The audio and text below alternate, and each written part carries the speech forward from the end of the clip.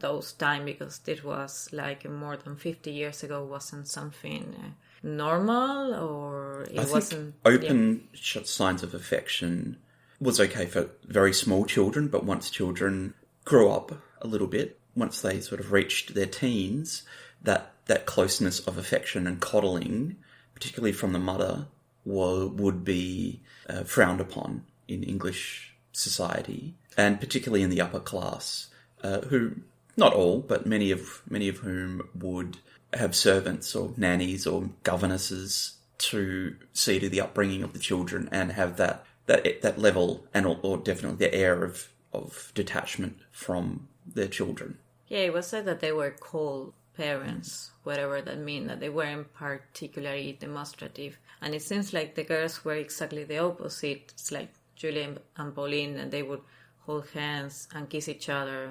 Let's analyze the insanity defense that they made. This, because I'm doing the profiling here. Yeah. It's what I find more fun. What I think it's more fascinating. Fascinating. Thank you. That's the word that I was looking for. This case is often taken as an example of folie à deux. I don't know French, but I understand that translated means madness, the madness of two. My reference for doing our reference for doing the psychological profile, it's a health counselor that is from the US. He has a YouTube channel. His name is Dr. Grande. It's very good, fascinating, very compassionate when it needs to be. So I was checking what he says about the folie à deux. This, it's not a disorder as such. It's more like a construct, more like an explanation of how psychosis can be shared or transmitted from one person to another, or be happening at the same time in more than one person. Folie à deux is also known as a shared psychotic disorder, or induced psychosis, or psychosis by association. So what's the idea about folie à deux? We had most of the time a primary partner, that is the inducer, that according to case studies, most of the time suffers from either schizophrenia or a major mood disorder with psychosis. Major mood disorder could be depression or bipolar disorder most of the time. While we have the second, or the associate or submissive partner. There are also cases of folie à deux of more people, but most of the time it's two people. And the thing is, like, basically the two people that are taking part of folie à deux are suffering from psychosis. They suffer from a split from reality. And most of the time, the most common types of delusion in this construct are either persecutory or mystical. Mystical would mean that the people that are suffering the psychosis believe that they are special, they are exceptional, or they have some mission from an upper power that it's just ruling their behavior. So thinking about that and knowing what we know about the diaries, we were listening to the author of So Brilliantly Clever, a New Zealand author. Do you remember? I do indeed. He was doing a chat in the Dunedin library, and in his opinion, initially it was Juliet the more dominant in the relationship because she had this extroversion of herself. But then it was slowly Pauline, the one that kind of took the lead, because she was basically the one that was suffering from we don't have Juliet's diary, but she explicitly would say that she had suicidal thoughts, and the idea of being apart from Juliet, or Deborah, how she would call her, was absolutely inconceivable. And it seemed, I am not blaming her, I don't think there was this manipulative relationship, because we have read of different crimes that were committed by partners. Most of the times are heterosexual relationship and the male partner is most of the time very abusive and it's just ruling and saying what the other partner says. And I don't feel that it was like that. I feel like Pauline was very vulnerable, and if Juliet left, they would both suffer, because Juliet would suffer when she was apart from her. But I kind of feel like she was the one that had more to lose in this, because by being friends with Juliet, she would have access and contact to the high class that Juliet belonged. She idolized the Humes initially. Well, after they know about Mrs. Hume affair, her sympathy kind of turned to Mr. Hume. But initially she would say that they were heavenly people, that they were refined, they were intellectuals. And the thing is, like, the girls were very smart. The girls definitely did see themselves as intellectuals as well, and to a degree, they identified themselves according to the as genius. Yeah, as genius or genie. They had a extra part of the brain. And even the psychiatrist that would interrogate her, I think it was Juliet, that it was said that had 120 of IQ. That's right. She scored incredibly highly in an IQ test that was done at some point during the trial. Yeah, and it was said that Pauline had an definitely intelligence above the average of her own age. So, to be fair to them, they were exceptional. They were quite exceptionally intelligent and extremely creative. Oh, yeah. So creative. People. And the fact that they were put together due to physical illness and skipping physical education gym classes really, did set them a happy or, an unhappy coincidence to set them together where they could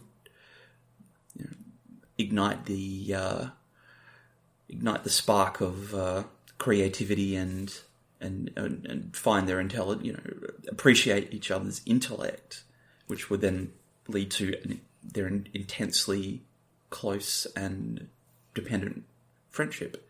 Pauline would say that no one could fully appreciate their intelligence. And I think that kind of sad how much contempt she felt about her family, because it seems like they were a pretty average family. In the journals, the newspapers of the time, there's the transcription of the examination of Mrs. Hume, and she, as a witness, would say that Pauline would say once that her mother would physically discipline her. I remember reading that. But otherwise, it didn't seem like they were like terrible parents. I think you told me that maybe she was under stimulated.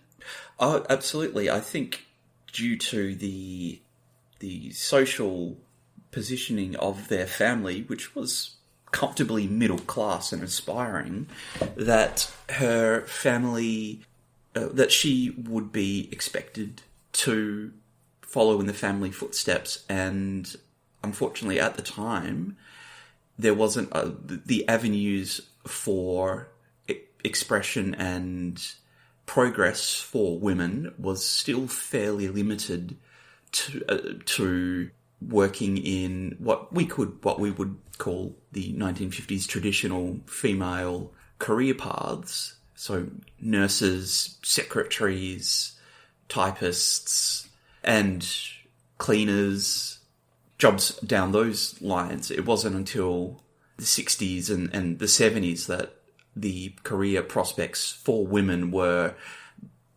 vastly opened up due to the women's liberation movements. However, before that, it was either very exceptionally talented people who would rise up through the ranks or would subversively work up their way up through the ranks, like some of the like women who would be working in the War Office or other government organisations, themselves being brilliant mathematicians, but would work in the office as officially a secretary, however, would be key advisors to the largely male management, but whose efforts would be absolutely crucial to particularly in science.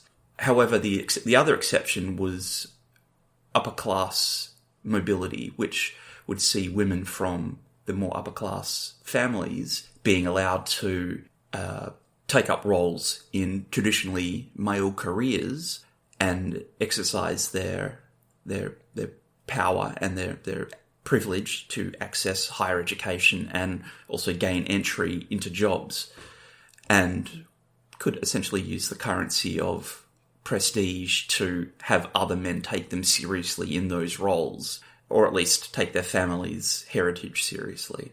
And I believe that's what Pauline disliked about her own family and her own background, was that it had no power to help her fulfill her dreams of being a member of the intelligentsia, and that she saw a Hollywood star. Why not? And she saw the Holmes as being being able to provide that route for their daughter Juliet, and that they could also assist her as she saw herself as their foster daughter, and that they would allow her a route into a new life, one that she deserved and one that she was naturally destined to fulfill, in which she would flourish, perhaps. Mm-hmm. Because the girl's initial idea, once they find out that the Humes were getting a divorce, was to convince them to take Pauline with Juliet to South Africa, and after that they would do this fantastic trip to Hollywood and became famous and rich. It really she felt like everybody around her were dull and boring and unrefined. I'm talking about Pauline, of course. And I think as well that led into some of their risk-taking, particularly with acquiring the means and money to facilitate their flight to Los Angeles. It's... What can I say? I think that it's just thinking about how much anger she held against her mother. It's really sad. It's a sad case because, first of all, a person was brutally murdered. And it seems like in thinking about Pauline, because we have her diaries and partially on Juliet, she just was completely convinced that her mother was the main and only obstacle.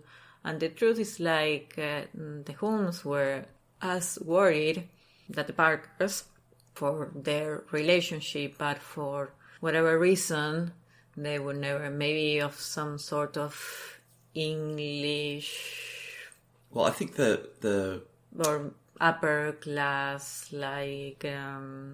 demeanor or gentleness, they wouldn't tell her, but in reality, do you think that maybe the kind of Mr. Hume maybe encouraged or maybe left the fate of Pauline to her mother? Well, I think Mr. Holme definitely didn't discourage the fantasy that the fantasy that the girls would be able to move to Hollywood.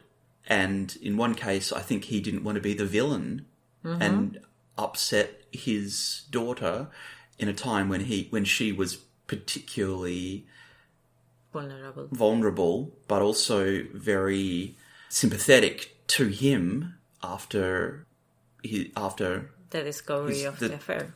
Discovery of the affair and the divorce proceedings, the separation proceedings. So on the one hand, I think he just didn't want to be the bad guy, essentially, knowing that Honara would be the one to say, no, forget about it. No way.